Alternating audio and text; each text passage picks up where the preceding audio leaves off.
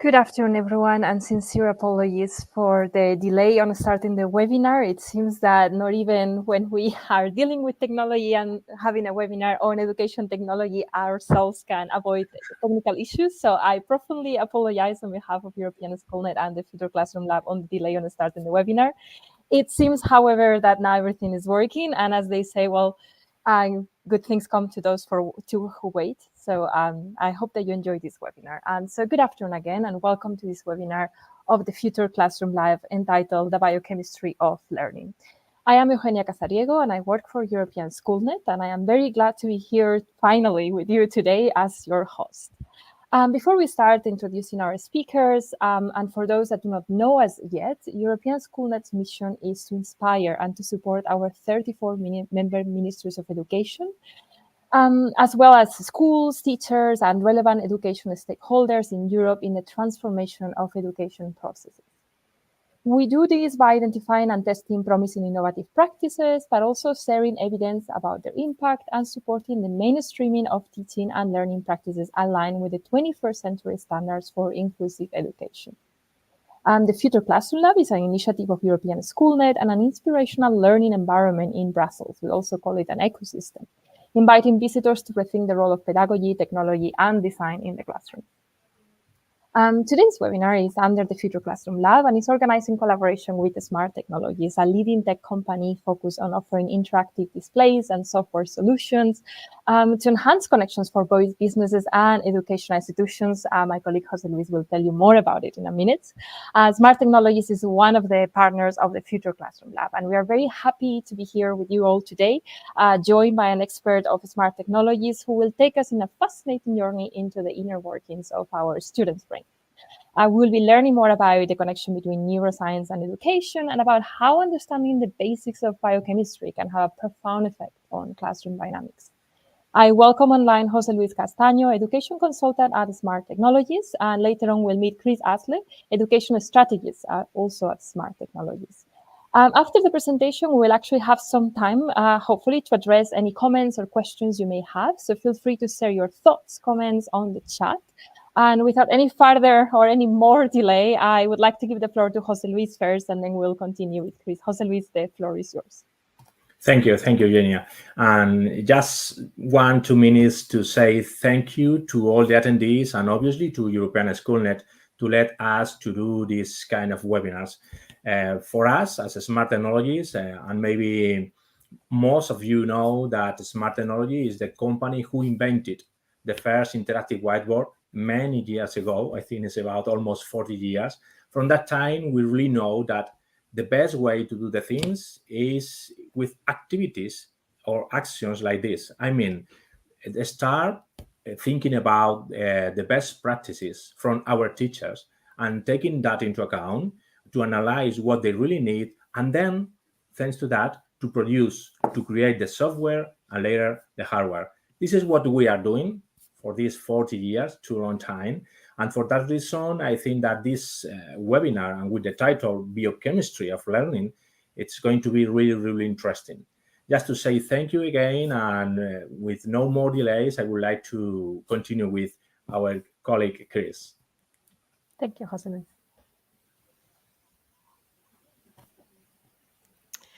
Thanks, Jose Luis. I am so happy to be here and joining all of you today to talk a little bit about one of my favorite things, which is the biochemistry of learning. So let me go ahead and share my screen because I'd like to get you guys participating a little bit as well. So give me a second. And it looks like we may have another small issue.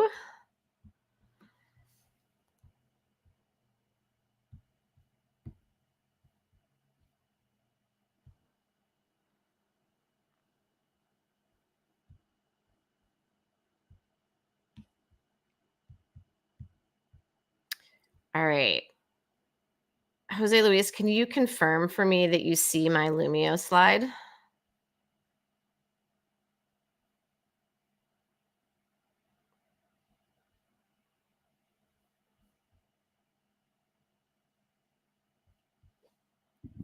All right. hopefully you guys can see my slide. Let me know if you can't.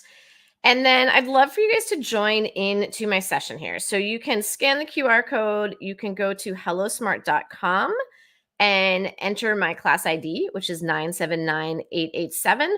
Or there may also be a link in the chat for you to join. And we're going to have a couple activities. And I'd love to have you guys participate.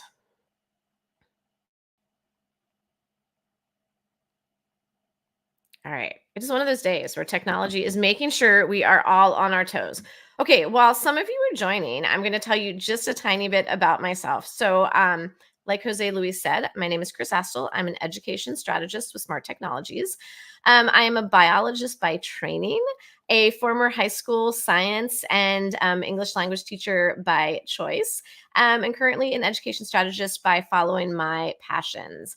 One of the things I'm really interested in is kind of the idea of mammalian learning as a whole and how our brains are wired to learn and the factors that really influence learning, particularly the ones we can't see. So things like the chemicals in our brain, the impact of nonverbal communication. So these are things I spent a lot of time diving into. And today we're going to focus specifically on the biochemistry of behavior and the things that we can do with both our teaching practice and our technology to improve student behavior. So I'm going to make a big statement here. Students don't come into our classrooms wanting to misbehave. It may feel like that sometimes, and occasionally there may be an exception to that. But by and large, our students are coming in and physically a lot of things are happening to them. So within their bodies, within their brains, they are being influenced, and sometimes they don't even know how or why they're doing some of the things that they're doing. And what we're going to dive in today is quite specifically neurotransmitters in the brain and how they influence how our students behave in the classroom and what we can do to help get them primed to the best possible place they can be. So you guys are all joined in, so we can skip that slide. So think about, for a minute, anytime you've tried to learn something when you're tired or when you're stressed or when you're frightened, or honestly, when you're really, really excited about something that's about to happen. And we know that it's harder. And that's because there are chemicals in our brains that regulate and influence how we're feeling. The more stressed we are will drive up some chemicals. The happier we are will drive up others. And all of that can impact how ready we are to learn.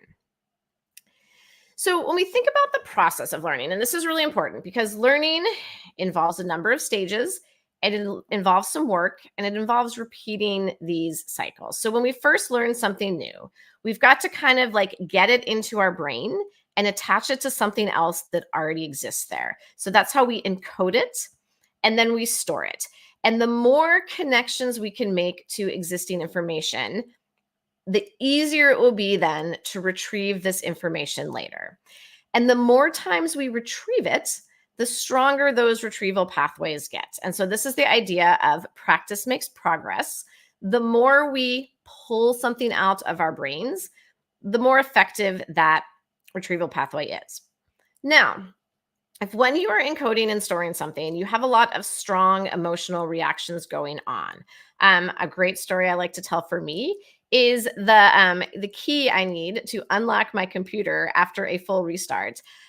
I've had to recall it a number of times in very stressful situations, like standing in front of 100 people while I'm presenting, or when I need to do something that's kind of high stakes. And as a result, I have completely corrupted that retrieval pathway. There is so much stress in there that I literally cannot remember it.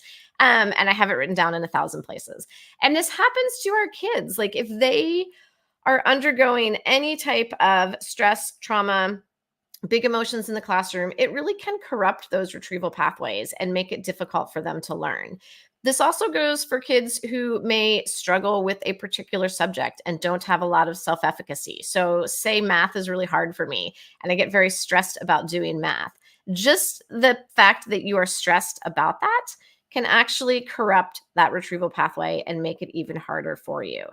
So short version of all of that is how we feel, what is happening in our brains, and the emotions that we're experiencing are really very critical to how we learn and how we behave in the classroom. And so when we can start to do things to support brain chemistry in the classroom, we can improve how our students learn and we can improve how they behave. So I've talked for quite a few minutes there. I'm going to start a quick activity. If you were in my class, you will see this question on your screen now. And I'd love for you guys to give me some examples of how you've seen emotions impact learning for your students. And if you're not in my class, that is okay. Feel free to pop some comments in the chat and kind of share how you've seen emotions influence your students in the classroom before. And I'll give this a minute. All right, when they're happy, they learn more, 100%. Emotions can distract them from focusing on the learning. Exactly. We are emotional beings and we are social beings. And anytime we're experiencing something, that can really kind of divert and redirect us from the task at hand. And then at that biochemical level, right? These are the things we're seeing outward. We're seeing shut down students. We're seeing overwhelmed students. We're seeing distracted students. They're not participating in the learning. And in the biochemical level in their brain, they're not actually really able to store that information. At the same time, we're seeing some of like the positive emotions. Those positive emotions can really actually enhance that pathway. And so we actually get better retrieval later on. So controlling the biochemistry of the brain or influencing the biochemistry of the brain is going to be really, really effective in the classroom. All right. I love all of the examples we're getting here. This is amazing. Those of you who are typing, I'm going to turn to the next page. So what I want to talk about for a minute are neurotransmitters. There's quite a few of them. I'm going to focus on just a few. But when we're talking about a neurotransmitter, when things are happening in our brain, we've got electrical signals that are running down the nerves in our brain. And when they get to the end, they get to the next nerve by being carried by neurotransmitters kind of across these synapses. And the volume of neurotransmitters, the type of neurotransmitters is going to actually influence how that message gets transported, how big of a response it is, how small of a response it is. So how we learn and how we think is very highly influenced by these tiny little chemicals that exist in the gaps between the nerves in our brain. The ones I want to talk about first are the ones that are associated with our thinking brain. And these are serotonin, dopamine, and oxytocin. And I bet that all of you have heard about these at least once. Dopamine is one that is really interesting as well because it is associated with ADHD. So your students who have attention deficit disorder don't produce dopamine the same way their peers will. And this really impacts their ability to focus and some of their behaviors as well. Serotonin is another one we hear a lot about. It's going to influence learning and memory. The more serotonin you have, the happier you are, the less anxiety you have, and it's going to help promote sleep as well. And so having serotonin there will keep you calm, will keep you engaged, will keep you involved. Symptoms of low levels of serotonin are not being able to remember things, feeling depressed, and having kind of that chronic fatigue. And I bet all of you, particularly if you are former secondary teachers like me, can envision at least one, if not a number of your students who just come into the classroom and kind of sink into their seats.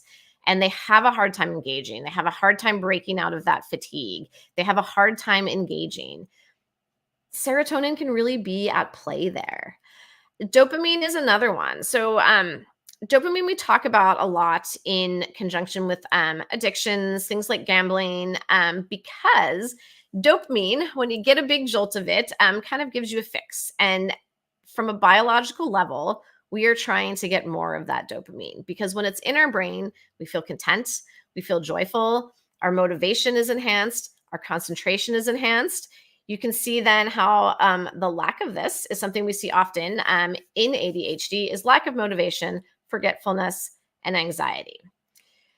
Things that are interesting about dopamine. We're going to talk in a minute about a lot of the great ways to get dopamine into your brain.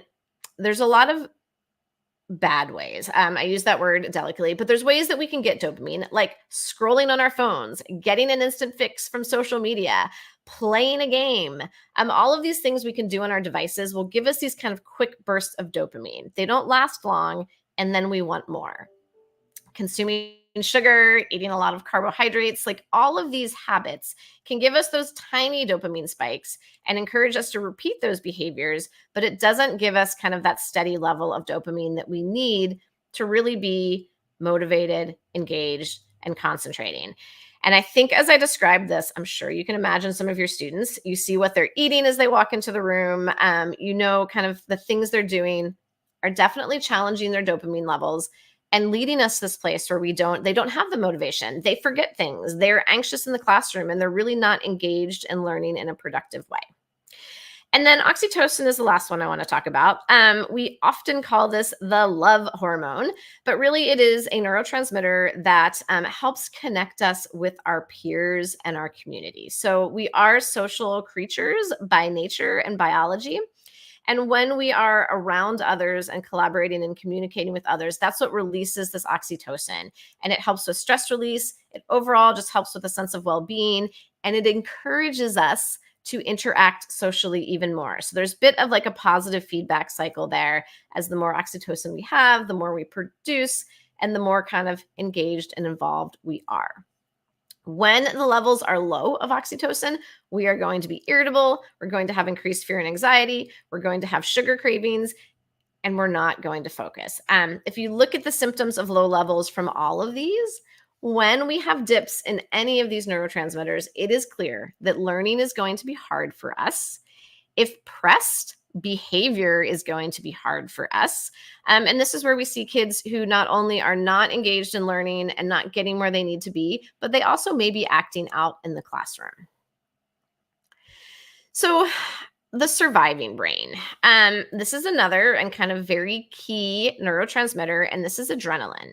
So the thing about adrenaline, we know a lot about this like fight, flight, or freeze response. So when we have an acute trigger, we're immediately going to change our body chemistry to be ready to either run away or fight. It's going to increase our heart rate. It's going to divert our blood flow away from our digestion and to our muscles. And it's going to increase our overall awareness of our environment. Because right now, we're just trying to stay alive.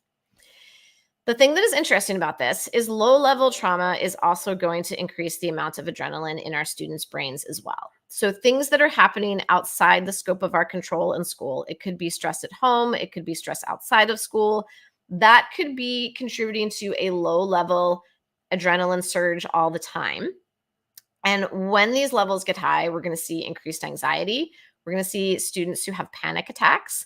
We're going to see increased blood pressure. And we're going to see headaches. So some of these stress signals that we see in students who really are kind of undergoing trauma at home or a lot of stress, these are real and they're caused by that chemical in their brain. When we talk about trauma, and so when we think about, these increasing adrenaline levels, and we think about how we learn. So there's kind of this continuum of what is happening in our brain. We've got kind of calm, alert, alarm, fear, and then sheer terror. And when we're kind of feeling these different levels of stress, different parts of our brain are going to be functioning. When we want students to be able to actually comprehend abstract thought, they have to 100% be using their cortex, they have to be calm, and they have to be kind of well-rested and able to focus. When students are on alert, so when we start to see slight increases, we're going to move to our limbic brain. So this controls a lot of our survival actions. We're still going to be able to kind of do concrete thought. We'll be less good at abstract thought, but there's still, pulling things out of our memory, doing things that we've learned well. We're still able to do those, but we're also going to change our dynamic in the classroom a little bit. So this idea of kind of like flocking is when we really start to look to others in the classroom. And so this is when we're going to start to see some disengagement and see some distraction, because we'll be starting to read the cues of those around us to understand what to do. And this is where, as a teacher, you can start to help, because your nonverbal signals, the way you interact with students, the smile on your face, the softness in your eyes, the way you hold your body, are things that these students are going to be reading without knowing it.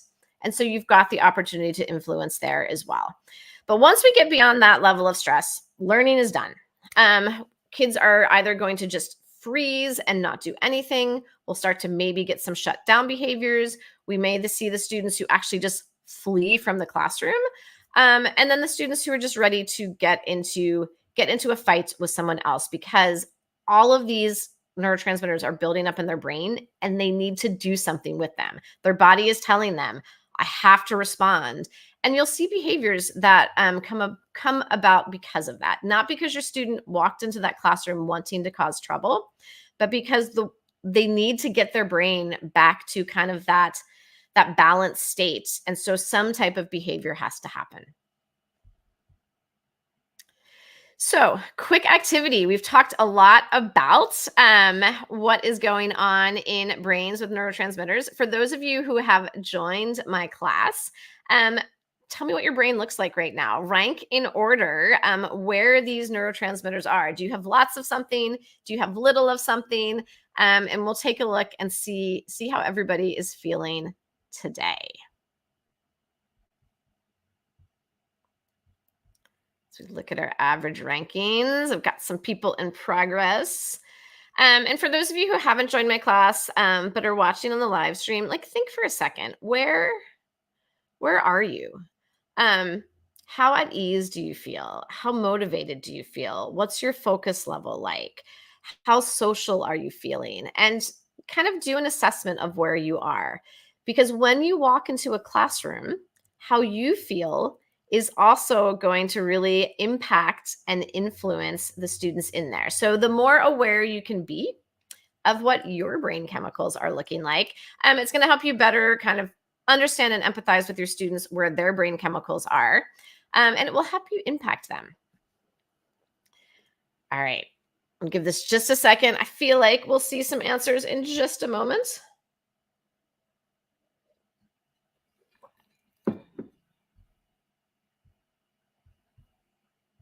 All right, let's see what we got.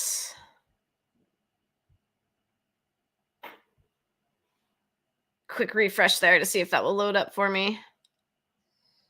I'll make my technology's not doing what I think it should face. I'm sure you guys all have that one as well.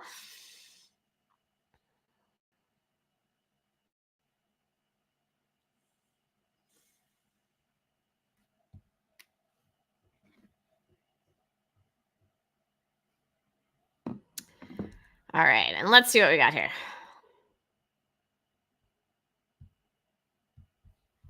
All right, we're not getting to averages. Let's keep going then. You guys have kind of thought a bit about how your brains feel.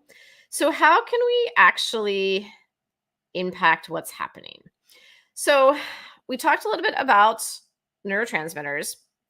Hormones are also going to play a role, because as we build up these hormones, they're either going to encourage positive neurotransmitters that promote the thinking brain, or negative neurotransmitters that kind of do our trauma brain. So endorphins are going to promote well-being, they're going to reduce pain, and they're going to trigger dopamine release. Endorphins we talk about often with the idea of a runner's high, right? It's like after you do something hard or strenuous, it will produce some of those endorphins and you feel kind of euphoric and great. And then cortisol is what helps your body prep for fight or flight. It works really hard to keep glucose or sugar in your bloodstream. It keeps you on alert.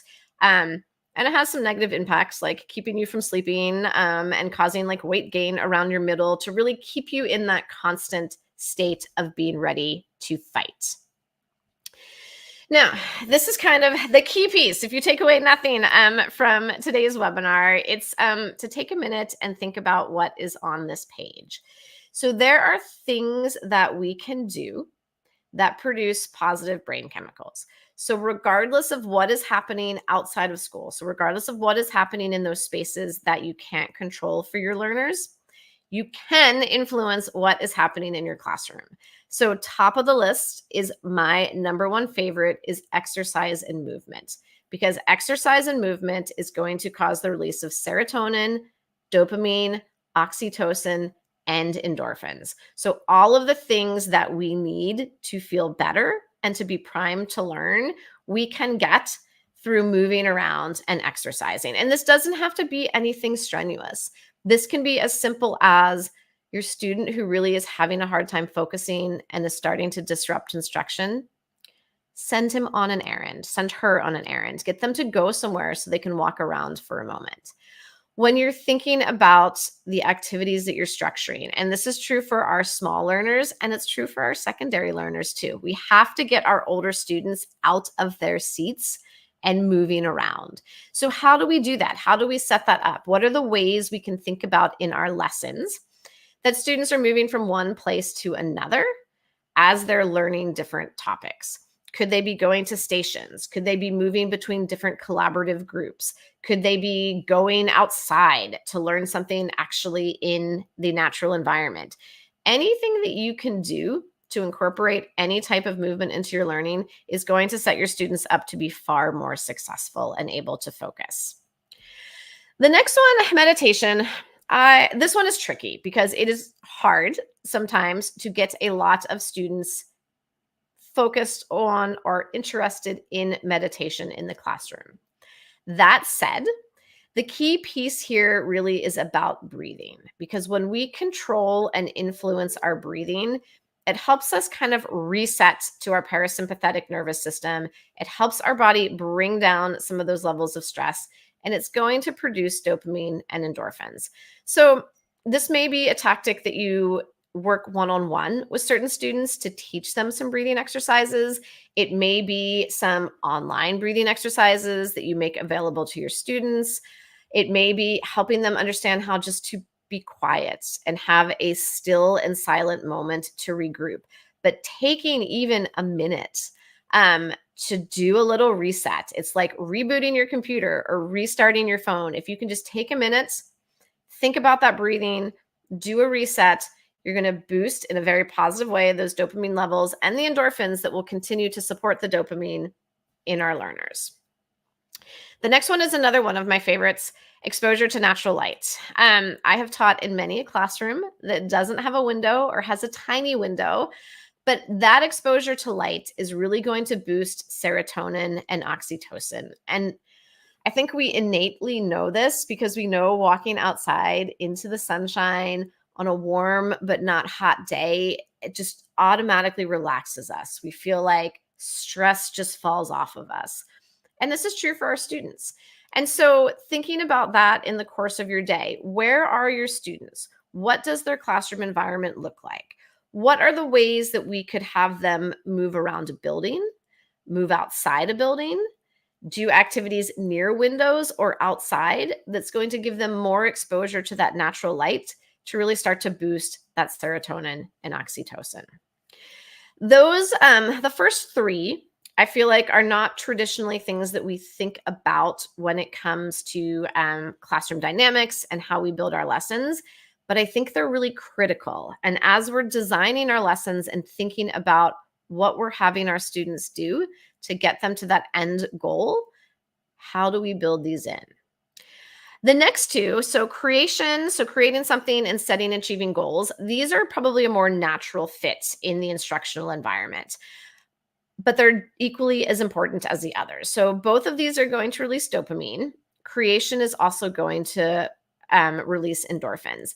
This is one, so both my daughter and I are ADHD, and dopamine dips are a challenge for us. One of the things that has worked really well for my daughter is when she really feels unfocused and she feels like she wants to reach for her phone and scroll social media, is actually to make something instead. She's quite artistic, and building in that creation to her day helps keep her on task.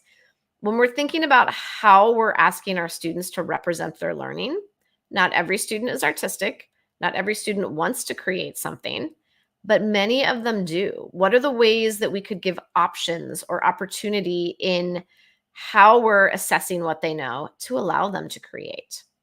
Setting and achieving goals. How do we consciously help our students learn how to set goals and then measure and track their achievement over the year? We often have goals for our students in our minds and in our curriculums, and we're moving them towards them. But are we communicating those clearly with our students? Are we giving them a voice in setting them, creating a pathway to achieve them, and then celebrating when we get there. This honestly is such a kind of lifelong skill and something that will be essential to them in the workplace to keep those dopamine levels up, to keep themselves being productive, engaged, and excited, but also to help them get things done.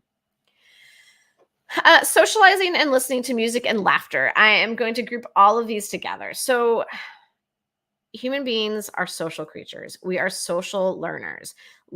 Long before we learned how to read and write and capture things in books, we learned by telling stories. We learned by coming together and socializing and talking and just enjoying those social relationships to get the stories into our brains, get the information connected to other knowledge. And taking time to allow the socialization in the classroom is really key. Because if you remember, oxytocin is really about feeling content in groups of people, feeling connected to people around you, kind of having a sense of overall well-being. And I know when we bring students into the classroom, there's so much we need to do. There's so many goals we need to achieve. There's things they need to do before we set them out into the world. But building in that time to socialize, your students socializing with each other, you socializing with your students so you get to know them as individuals. This is going to prime their brain to learn. It is important. Allowing students to listen to music. It can be incredibly helpful. If you've got a student who really is struggling to engage or you see is having difficulty, is there a way they could listen to music in a way that's not disruptive to others so that we can kind of help them get back on this pathway to being in the right biochemical state of mind to learn in the classroom? And then laughter. The great thing about laughter is you can start out with fake laughter and it usually gets to real laughter pretty quickly. And this is going to release those endorphins. It's going to kind of de-stress everybody as a whole organism. It's going to get us back into our calm, focused brain. And it's really easy to do. And at the same time, it builds relationships. So a lot of really great things that we can do in the classroom. What it comes down to is thinking about what are the tools that we select that are going to promote these, and what are the opportunities and practices we create that promote these as well. And so this goes for how do I teach, and also what do I teach with? When we're thinking about particularly kind of software tools that we're putting in front of our students, are they allowing creation? Are they allowing the measuring of goals? Are they allowing students to collaborate and work together? Are they allowing students to have some individualized input into both how they learn and how they show what they've learned? Do they allow you to build some fun, laughter, and smiles into your lessons? So all of these are really key things that we need to do to make sure that the students who are sitting in our classrooms are primed and ready to learn. Okay, I talked to you guys a lot and we started a few minutes late, but I think I'd love to maybe jump over and start taking some questions.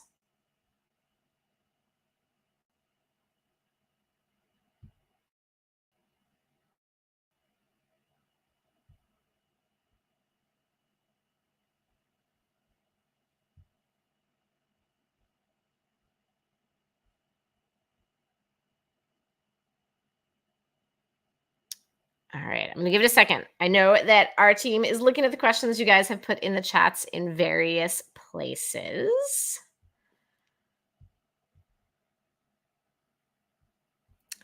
All right, let's do this. I'm going to go ahead and share my screen again. I'm going to open up a shout it out.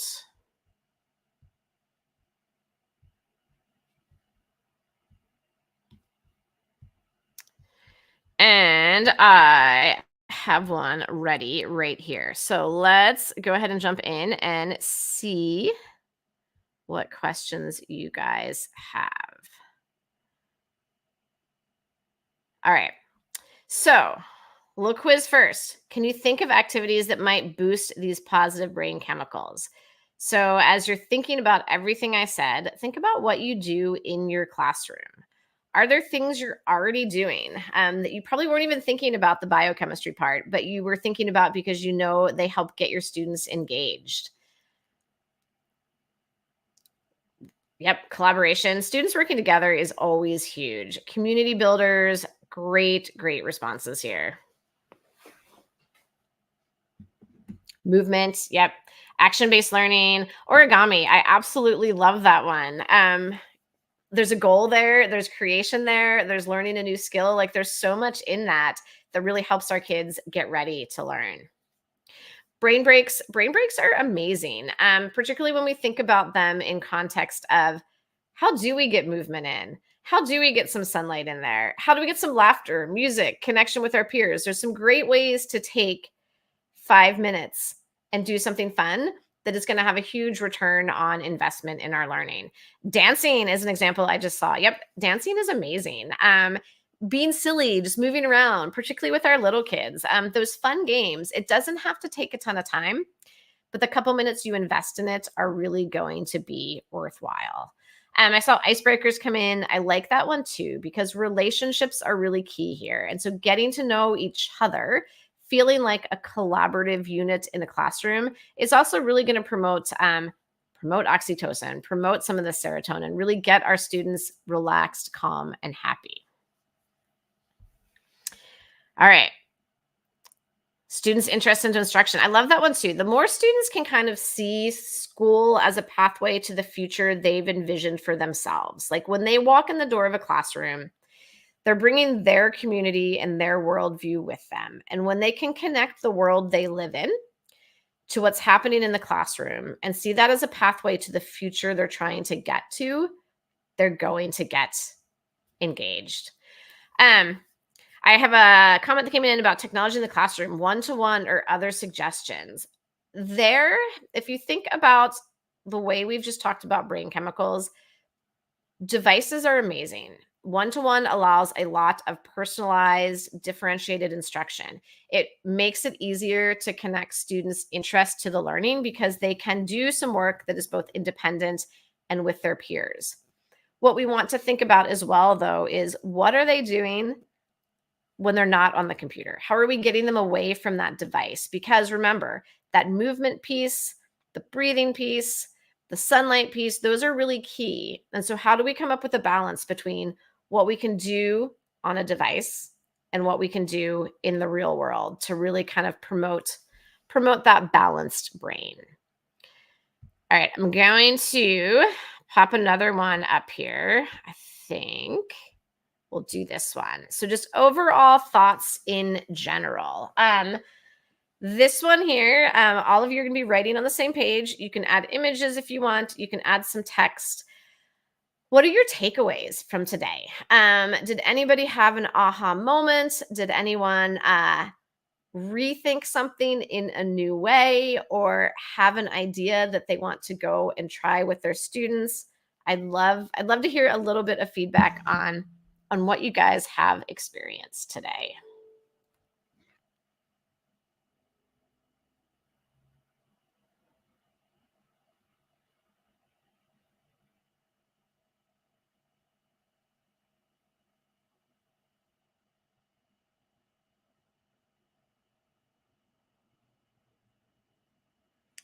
All right, it's quiet. I'm going to jump over and look in the chat and see if there's anything there. You guys will see my window jump. Sorry. What have we got here? All right, no questions there.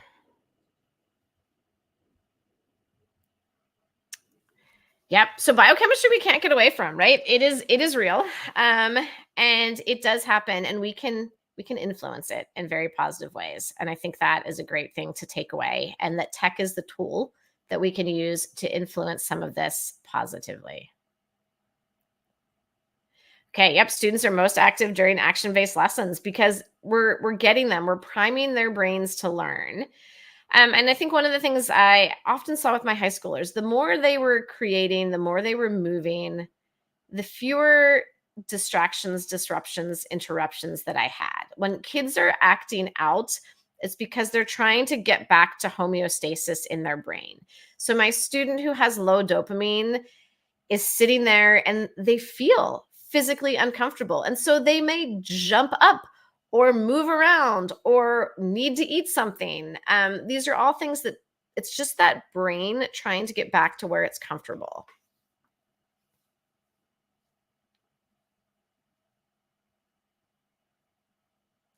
Voice and choice. Yep. Putting students at the center of this and remembering that like we don't know what happens outside of our classroom door, and we don't have any control over that. But once those students kind of come into our room, come into our fold, we can influence them as positively as possible by how we create our lessons and how we get them doing things in the classroom to help their brains kind of come back to that positive, calm thinking space again.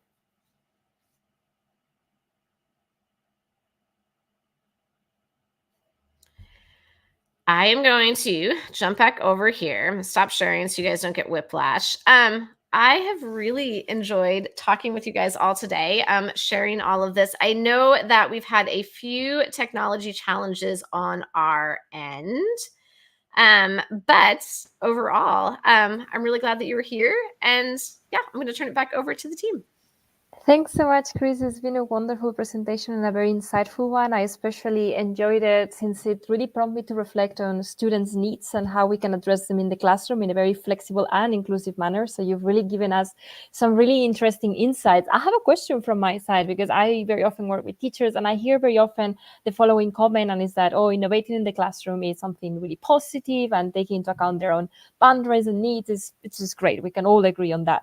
But what many teachers tell me is that we are restricted on two ways. First of all, on the duration of a class, and second of all, on a strict curriculum. So what would you tell those teachers who may be concerned on including innovative practices in the classroom, these different activities that you mentioned towards the end, that have these two concerns? What's some thoughts on that? I think that's a great question, because I think it often feels overwhelming as a teacher. You are trying to do so much and you have to get through this curriculum and you want your kids to learn because that's why they are there. So, two things. Number one, any of these activities doesn't have to take a long time. These are routines you can build in. It can be a minute when they're entering the door. It can be 30 seconds in the middle of class. It can be another 2 minutes at the end. So maybe you've lost 4 minutes of instruction to including some of these practices to boost your students' positive brain chemicals. I would argue that those minutes actually aren't lost, because the more engaged your students are, the more effective your instruction is going to be. So if I could say something 6 times and still have half of my students not remember it, or I could create an activity that has them moving around the classroom that takes 5 minutes and say it once, and they remember it, I think there's some power in that. And overall, you're putting money in the bank as well. The more we can prime these positive brain chemicals, the more we can get our students to this learning space. Then sometimes when we have to do the hard things that aren't engaging and that produce the wrong type of chemical, right? Like we have to do quizzes, we have to do tests, we have to do assessments. Depending on my student, these are varying ranges of adrenaline and stress that comes with that. But we can bank with the positive hormones and the positive neurotransmitters by doing a lot of these activities. So you're not building a giant walled city. It's tiny activities here and there. The more you build them in, the more effective your students learn. You'll save time in the long run, and your students will be better prepared to deal with the hard things. Thanks. I think that's a wonderful answer, and I cannot agree more. And I think it's also a way to bring forward all of the students in the class and allow them to participate. I have a question for you, Jose Luis. So we saw through the lesson, through the webinar today, how Chris was using different tools of the Smart Suite, and I found it really fantastic to see that in practice. I especially liked a lot this shout out that you put at the end, but as well these little quizzes. I think it's just wonderful. So Jose Luis, maybe you can tell us just very briefly what's a Smart Suite and how can teachers benefit from this technology? Yeah. Sure. And obviously, maybe it's even in relation with the topic that or the question that you asked to Chris, because taking into account everything what Chris said, I have to say as a teacher at the same time that even sometimes it's really interesting and important to have a tool that is easy for the teacher, that at the same time is able to engage all our students, and that a tool that is able to create content, digital contents, that are amazing for them, for the students. In this case, you saw that Chris was using, obviously, our Smart Learning Suite. Particularly, she was using our tool, our web-based tool, Lumio, loom.io. So Lumio is a web-based tool in which the teacher has a lot of features. The most interesting, to make a really, really short and quick summary, is as a teacher, you are able to create in just a minute an activity that is going to be used for 10 minutes with the students. It's totally different in the way that we were used to do, to prepare an activity, 1 hour preparing an activity, and you arrive to the school and the activity, it takes just 5 minutes to be consumed. It doesn't work on that way. This is because, or this is why, or how Smart build everything. I mean, thinking about what the teacher needs and prepare the tool and allow the teacher to use or create the contents. Indeed, that sounds like a great also opportunity to engage the students in a different way and also kind of reach out to them. So I encourage you all that are listening to us to check it out, loom.io, if I got that correctly. Yeah. Great. So I'm going to check very quickly if we have any questions on the chat, and I don't see any for now. So I think we're going to start to close the webinar, and I would apologize once again for starting late. Nonetheless, if you access, those of you who are listening, if you access, go to YouTube and access the very same link that you have on your emails, you're going to find the recording there. You can catch up with it from the very beginning. So thank you for your patience with our late start. But I would also like to say thank you very much for joining us on today's webinar, and we hope that you have had a chance to learn more about some insightful notions on neuroscience and how we can improve classroom dynamics with that Chris has really taught us today. As I was saying, the webinar recording is available on YouTube, so you can check on it anytime. And you can revisit or share it with colleagues that you think might find it interesting. I would like to warmly thank not just our audience, but you, Chris and Jose Luis, for being with us this afternoon and sharing some insights into the biochemistry of learning, as well as in some tools to see in practice some tools of smart technology. It's been wonderful. I don't know if you would like to have any last few moments of words before I close. I just want to say thank you again to everyone who came today. And yeah. Thank you, Chris. Yeah, from my side, thank you all, and thanks to European Schoolnet for this opportunity. And to the attendees, I hope to have more webinars. We are going to have more webinars from Smart with European Schoolnet with the FCL. So thanks a lot. Yeah, I'm already looking forward to those. So thank you, truly.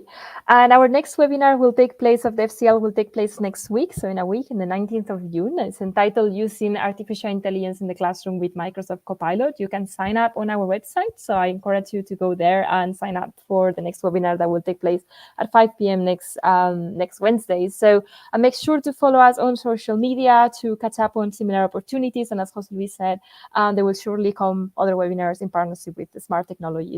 So thank you very much. Have a great afternoon and see you in the next one. Thank you.